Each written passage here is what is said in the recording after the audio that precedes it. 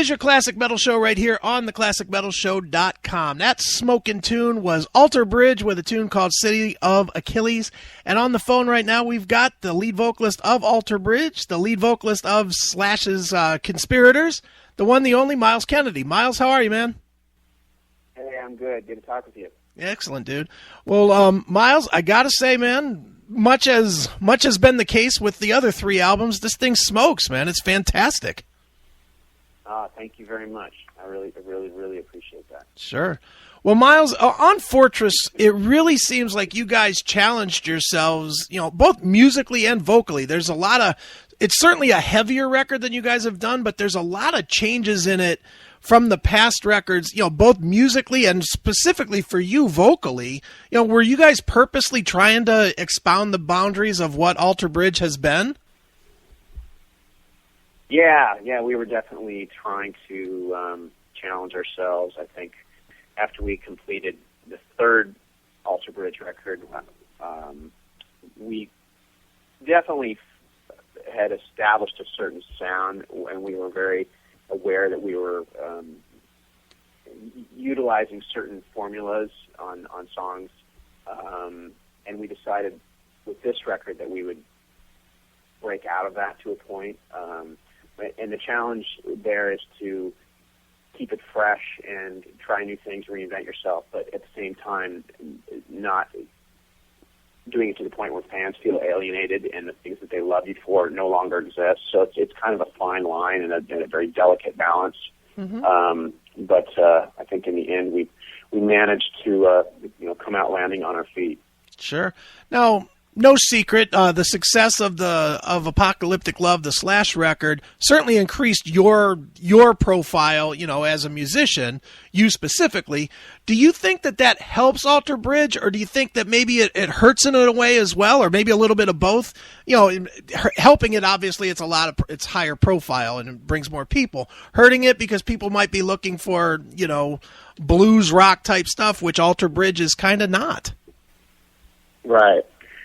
I think it certainly helps. I think that the more you're out there and the more you're touring and making records, it just helps you to stay, I guess, for lack of a better word, relevant to a point. Being a musician is kind of like being a shark. If you stop swimming, you'll die. Right. So you just got to keep going. I think one of the things that I sometimes wonder about is if you're always out there and you've always got new material coming out and you're always on tour, the question is, will people tire of it? And that's something that you have to be cognizant of and be careful of, like how many times you hit a certain market, and that is something that sometimes concerns me. But right now it seems like it doesn't seem to be too much of a problem. So. I'll just keep working as hard as I can. Sure. Well, with the new record, the one thing I believe is that you ended up playing the guitar intro on City of Achilles that we just played. Isn't that true? Yeah. Cry of Achilles that intro was something I had sitting around for a little while. The intro and then the riff, and when Mark and I started writing together back in January, I played it for him, and he really liked it, and so we brought it into the band, and it came together. I don't want to say it came together pretty quickly because it was a pretty challenging arrangement, but it certainly had some special moments. Like it's kind of like capturing that lightning in a bottle when you sit in a room with all four guys and you kind of play off of one another, and that was one of those songs where that happened, where we felt like we captured something that was very unique to the given moment. So sure. I'm very proud of that track. Now playing next to Mark, and I guess playing next to Slash as well, I think a lot of people forget that you're quite an accomplished guitarist yourself. Is it difficult for somebody that has played guitar all their life to kind of, for the most part, put the guitar aside and just, I mean, certainly you play guitar, but I mean, you're not the featured guy, is that, right. Is that difficult for you? Because, in the past, at least all the way back to when you were a little kid, you were winning guitar contests. Well, in a lot of ways, it's great because it's allowed me to focus more on singing. Back in the day when I was wearing both hats and having to worry about playing all the leads and do all the lead vocals, and it's actually a lot. It takes a lot of time to prepare for a show, and you got to warm up your voice for an hour, and then warm up your chops for an hour on the guitar. And so the beauty of getting ready to go out with Alter Bridge is that Mark plays 80% of the solos, so it certainly takes a lot of the weight off. I love playing lead guitar? Absolutely. I mean, that's where I started, and as a kid, and would sit in my room trying to learn Eruption by Eddie Van Halen, right, or whatever. But you know what? It's a good thing for me just to be able to have the guitar on and get to play. I mean, that as long as I've got it, hanging there, and I'm at least playing rhythm guitar, I'm very happy. Sure. Now, Myles, talk about the Rock and Roll Hall of Fame experience. That it was weird, outsider looking in, felt weird. For you, I have to imagine being kind of thrust into the middle of what turned into sort of an ugly public thing between, Slash and Axl and whatnot, had to be weird for you. Was it weird? Was it comfortable? Was it whatever, this is what I'm doing and that's it? Or how was that experience for you? Well, it was definitely surreal, and I think that, I was very honored that they asked, considered me to sing those songs with them. I think that there was a part of me that wondered if it was even going to happen. And initially, when they brought the idea up, I think a few days prior to the performance, I actually respectfully declined, just because I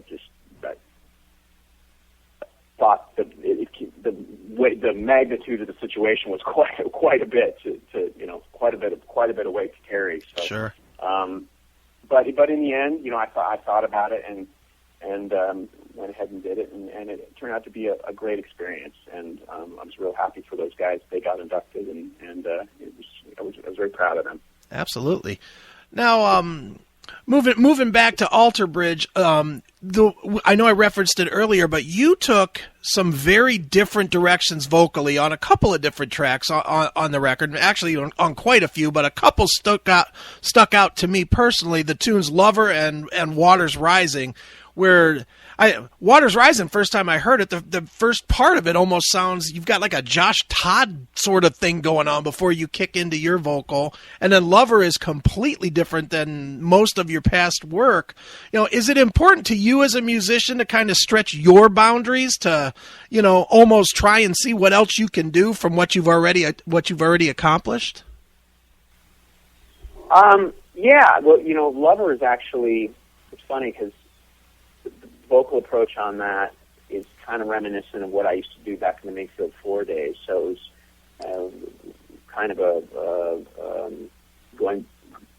going back and using the old Myles approach, or I should say young Myles approach. Right. And then as far as "Waters Rising," that was actually the beginning of the verses on that, and the choruses are actually Mark. Oh, well, then no wonder it sounds different. Yeah, right. Yeah, that's Mark singing. Oh, and no kidding. It actually was it seemed like a great idea to start bringing him in on lead vocals, just because I think he proved to a lot of people and himself as well that he's a great singer when he did his solo record. Mm-hmm. And it just with Alter Bridge, we kind of feel like, why not embrace everybody's strengths? Mark's always been very cool in saying, hey, why don't you play some lead guitar here and there? So it seems like a very logical step to take, where we bring in Mark as well on some of the lead vocals and just mix it up. Excellent. Well, Myles, before I let you go, I have to ask you what is known as the traditional classic metal show question. We ask everybody this one, and I'm sure you probably have an answer. You've probably met this guy now hanging around with Slash. How has Lemmy from Motorhead influenced your career?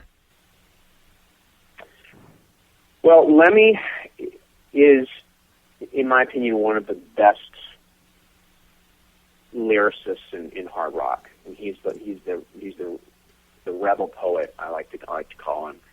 He just has a real gift with words. So, I will listen to the records and just try and absorb that to some degree, because he's got such a gift. And besides that, he's also just a fucking cool guy. Right. He's just the coolest. He's got that thing, that swagger, and I have a ton of respect for him. Excellent, man. Well, you have a ton of respect for him. I've got a ton of respect for Alter Bridge, and certainly Fortress. By far the heaviest record you guys have ever done, and I would argue that it's probably the best record you guys have ever done. So it's out now. People can pick it up, and as a tradition, we always let the artist pick a closing track off the album. So why don't you pick something and tell us a quick story about it to end the interview? All right. Let's see here. Let's do Waters Rising. Okay. We're gonna pick the song we were talking about that features Mark Tremonti on the lead vocals, and I think he did a really great job with this. I think his voice really suits the music well. I think he's got a very a great sounding baritone voice, and so I want you to check it out. All right, well, let's do it right now. This is Waters Rising. It's Alter Bridge right here on your Classic